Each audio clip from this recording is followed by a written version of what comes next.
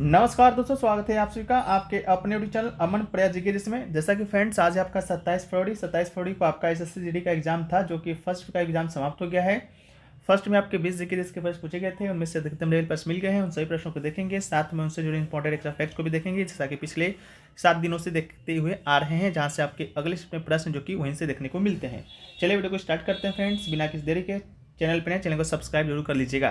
तो आज का जो पहला जो प्रश्न पूछा गया था फ्रेंड्स, वो पूछा गया था what is the SI unit of temperature, यानी कि तापमान का एसआई इकाई क्या है। ठीक है, तापमान का एसआई इकाई पूछा गया था, तो इसका राइट आंसर हो जाएगा वो आपका केल्विन हो जाएगा। केल्विन की बात करेंगे तो एसआई प्रणाली इंटरनेशनल सिस्टम ऑफ यूनिट्स में तापमान की मूल इकाई है। केल्विन इकाई का संक्षिप्त नाम की बात करते हैं तो के है। ठीक है, कोई डिग्री या डिग्री चिन्ह इसमें नहीं लगा हुआ है।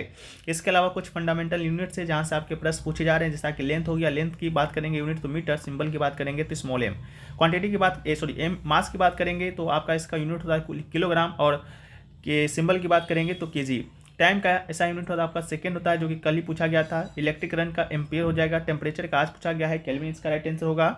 इसके अलावा लुमिनियस इंटेंसिटी का बात करेंगे तो कैंडला इसका राइट आंसर होगा। अमाउंट ऑफ सब्सटेंस की बात करेंगे तो मोल इसका राइट आंसर हो जाएगा। ठीक है, तो ये 7 जो फंडामेंटल यूनिट्स है, इसको जरूर से जरूर याद कर लीजिएगा। ठीक है, चलिए वीडियो में आगे बढ़ते हैं। इससे पहले आपको बता दें कि टेक्स्ट बुक में चल रहे इंड ऑफ विंटर सेल के नाम से, जो कि आपका 26 से 29 फरवरी के बीच तक चलना है। इस सेल के दौरान अगर आप टेक्स्ट बुक का ईयरली पास प्रो लेते हैं तो वो मात्र आपको 351 रुपये मिलेगा, और टेक्स्ट बुक का पास अगर लेते हैं तो मात्र 263 रुपये में मिलेगा। पास प्रो लेते हैं तो आप टेक्स्ट बुक के ऊपर एक मॉक को आप अनलिमिटेड दे सकते हैं, साथ में PYQ को भी एक्सेस कर पाते हैं, उसका PDF भी डाउनलोड करते हैं। ठीक है, टेक्स्ट बुक के ऊपर आपको SSC का, बैंक का, रेलवे का या आपके स्टेट लेवल का भी एग्जाम कोई ना हो, सभी एग्जामों का मॉक टेस्ट और PYQ आपको यहाँ पर देखने को मिलता है। लिंक आपको डिस्क्रिप्शन में दिया गया है। कूपन कोड APG जरूर से जरूर यूज कीजिएगा। और आपको बता दें कि पिछला बार जब रेलवे का वैकेंसी आया था, उसमें से आपका 82% जो क्वेश्चन है इन्हीं के टेक्स्ट बुक के टेस्ट सीरीज से देखने को मिला था, और 40,000 बच्चों ने सिलेक्शन लिया था। ठीक है, तो आप लोग भी ज्वाइन होकर अपना सिलेक्शन सुनिश्चित कर सकते हैं। लिंक डिस्क्रिप्शन में मिल जाएगा। कूपन कोड APG यूज कीजिएगा और कमेंट सेक्शन में पिन किया रहेगा। अगला है कि अशोक के अधिकांश शिलालेख है जो कि किस भाषा में लिखा गया है। तो अशोक की अधिकांश अभिलेख की बात करेंगे तो अशोक का जो अधिकांश शिलालेख है वो दोस्तों प्राकृत भाषा में लिखा गया है, तो इसका राइट आंसर क्या होगा, प्राकृत हो जाएगा। लेकिन अगर आपसे लिपि पूछा जाता तो इसका राइट आंसर ब्राह्मी लिपि हो जाता। ठीक है, अशोक के शिलालेखों में प्रमुख शिलालेख लघु शिलालेख है और स्तंभ शिलालेख है। ठीक है, इसके अलावा सबसे व्यापक रूप से इस्तेमाल की जाने वाली लिपि है जो कि ब्राह्मी है। इसके अलावा आधुनिक पाकिस्तान में पाए जाने वाले शिलालेखों में खरोष्टी का व्यापक रूप से उपयोग किया गया था। इसके अलावा अफगानिस्तान में पाए गए शिलालेखों में ग्रीक और अरामी का उपयोग किया गया था। उदाहरण के लिए बात करेंगे तो कांधार में पाया गया द्विभाषी ग्रीक अरामी शिलालेख। तो ये पूछा गया था कि इनमें से कौन सा शिलालेख है जो कि आपका भारत में नहीं है, तो अरामी शिलालेख का ही नाम आपसे ऑप्शन में दिया गया था जब पिछला पूछा गया था। ठीक है, इसके अलावा इन शिलालेखों को ब्रिटिश पुरातत्वविदों और इतिहासकारों जेम्स बिशप ने पढ़ा था। इसके अलावा शासन देश अशोक के विचारों पर आधारित था, जो प्रशासन लोगों को एक दूसरे और धर्म के प्रति व्यवहार पर आधारित है। अगला है कि मदर ऑफ भरतनाट्यम है जो कि किसे कहा जाता है।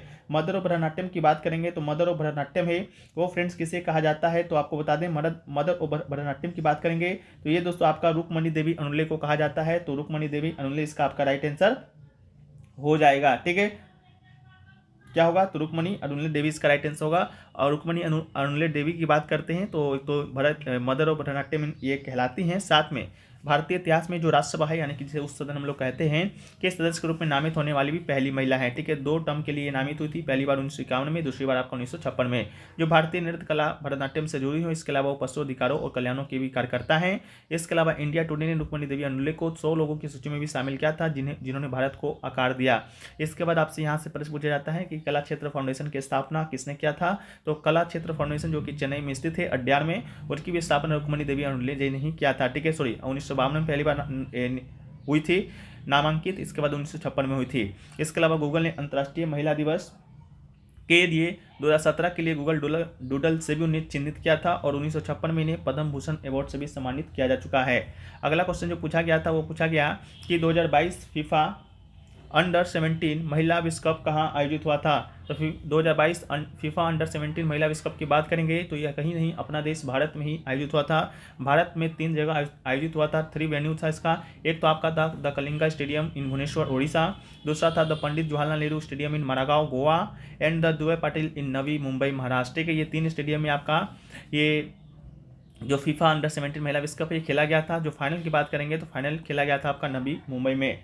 संस्करण की बात करेंगे तो संस्करण आपका 7वां था। विजेता की बात करेंगे तो स्पेन आपका विजेता बना था। इससे पहले जो आपका हुआ था फीफा वर्ल्ड कप 17 वाला, उसका विजेता आपका स्पेन ही बना था। तो लगातार 2 बार ये विजेता बना है। उपविजेता की बात करेंगे तो कोलंबिया इसका उपविजेता बना था। ठीक है, तो इसको भी आप याद रखिएगा।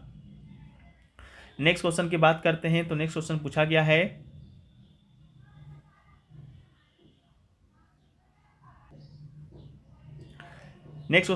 है, कि 2023 में ग्रीस के द्वारा the grand cross of the year the of honour से किसे सम्मानित किया गया है।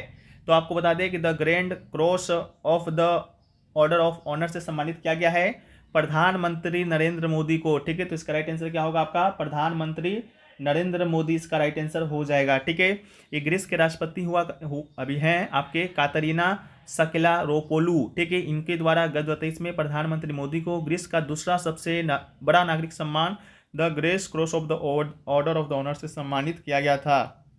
इसके अलावा इस पुरस्कार का जो स्थापना है आपका 1975 में हुआ था। अगला क्वेश्चन पूछा गया कि भारतीय संविधान का अनुच्छेद 126 है जो कि किससे संबंधित है। तो भारतीय संविधान का जो अनुच्छेद 126 है उसकी बात करेंगे तो कार्यवाहक मुख्य न्यायाधीशों की नियुक्ति से संबंधित है। तो इसका राइट आंसर हो जाएगा। अनुच्छेद 127 की बात करते हैं तो तदर्थ न्यायाधीशों की नियुक्ति से संबंधित अनुच्छेद 127 है। इसके अलावा अनुच्छेद 125 की बात करते हैं तो 125 आपका न्यायाधीशों के वेतन आदि से संबंधित है। अनुच्छेद 128 की बात करते हैं तो ये सर्वोच्च न्यायालय की बैठकों में सेवानिवृत्त न्यायाधीशों की उपस्थिति से संबंधित है। ठीक है, तो 25, 26, 27, 28 चारों याद रखिएगा।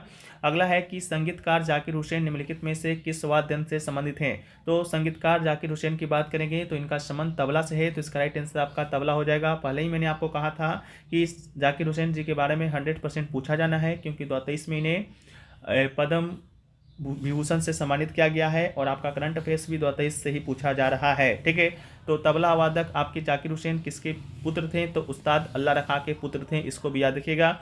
उस्ताद अल्लाह रखा का भी संबंध आपके तबला से ही है। इसके अलावा परक्यूशन के क्षेत्र में संगीत की दुनिया में सबसे बड़े पैमाने पर इन्हें सहारा जाता है। इसके अलावा उन्हें वर्ष 1988 में पद्मश्री, 2002 में पद्म भूषण से सम्मानित किया गया है और 22 मार्च 2023 को राष्ट्रपति द्रौपदी मुर्मू के द्वारा इन्हें पद्म विभूषण से भी सम्मानित किया गया है।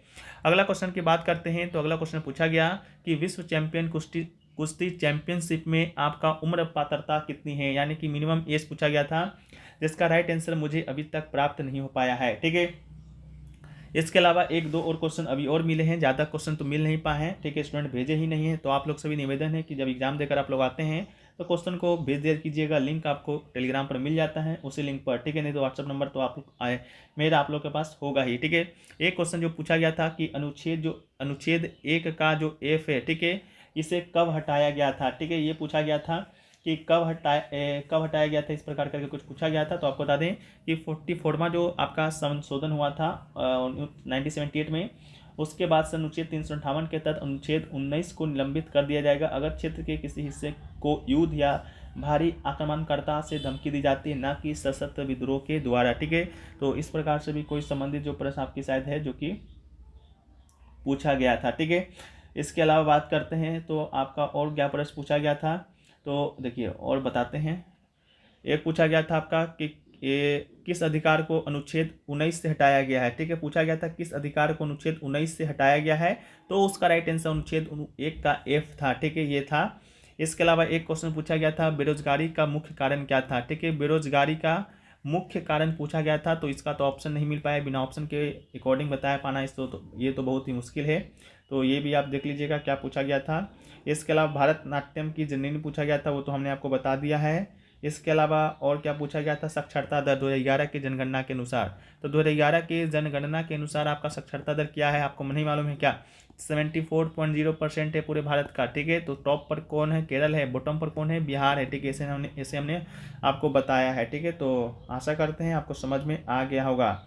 एक आपका पद्मश्री 2023 से भी रिलेटेड कोई प्रश्न पूछा गया था। ठीक है, तो देखिए बेरोजगारी के मुख्य कारण में बताएं तो अधिक जनसंख्या इसका कारण हो सकता है, निम्न कौशल स्तर इसका कारण हो सकता है, नियोजन की विफलता इसका कारण हो सकता है। इसके अलावा दोषपूर्ण शिक्षा प्रणाली, धीमी आर्थिक वृद्धि, विकास और पूंजी की कमी के कारण बेरोजगारी है जो कि आपका उत्पन्न होती है। ठीक है, बाकी आपके ऑप्शन में क्या दिया गया था वो आप लोग कमेंट सेक्शन में बता दीजिएगा, तो हम लोग उसको PDF में शामिल कर देंगे। ठीक है, तो फ्रेंड्स अभी तक कितना ही क्वेश्चन मिल पाया है। आशा करते हैं कि आपको वीडियो पसंद आया है। वीडियो पसंद आया तो वीडियो को लाइक कर दीजिएगा और आप चिंता बिल्कुल मत दीजिएगा। आपको जो क्वेश्चन है PDF के फॉर्मेट में आपको टेलीग्राम चैनल पर रात तक भेज दिया जाएगा। ठीक है, बाकी आप लोग कमेंट कर दीजिए अच्छे और वीडियो को लाइक भी करते चलिएगा। और टेक्स्ट बुक के टेस्ट सीरीज से जुड़ना चाहते हैं मात्र 351 रुपये में पास प्रो ईयरली के साथ, तो आप कूपन कोड APG के साथ जुड़ सकते हैं। लिंक आपको कमेंट सेक्शन में और डिस्क्रिप्शन में पिन किया हुआ मिल जाएगा। धन्यवाद।